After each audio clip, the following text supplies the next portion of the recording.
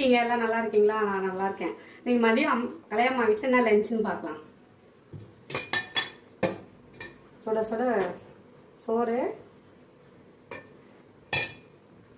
இது வந்து புடி கருணைன்னு சொல்லுவாங்கள்ல, அந்த கருணைக்கிழங்கு புட்டு பொரியலாம் நினச்சா பொரியலை இல்லை புட்டு.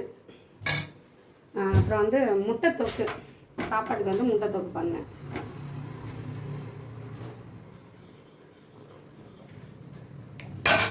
இது அம்மா எண்ணெய்லாம் போடாமல் தாளிக்காமல் வெறும் உப்பு மிளகாத்தூள் போட்டு ஊறுகாய் பண்ணி கொடுத்துருக்காங்க, எலுமிச்சை ஊறுகாய். புட்டு வந்து அப்பா செய்வாங்க, என்னோடய அப்பா வந்து நல்லா செய்வாங்க அந்த புட்டு. இது வந்து புளி கரணையில் செய்யறது.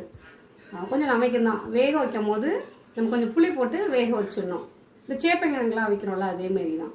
ஆனால் திரும்ப பச்சை மிளகாய் இதெல்லாம் போட்டு ரோஸ்ட் பண்ணும்போது நல்லா பண்ணும். இந்த ரெசிபி தேவைப்பட்டதுன்னா கமெண்ட் பண்ணுங்கள், கண்டிப்பாக செஞ்சு காமிக்கிறேன். சூப்பராக இருக்குது. நாங்கள் சாப்பிட போகிறோம், நீங்களும் சாப்பிடுங்க.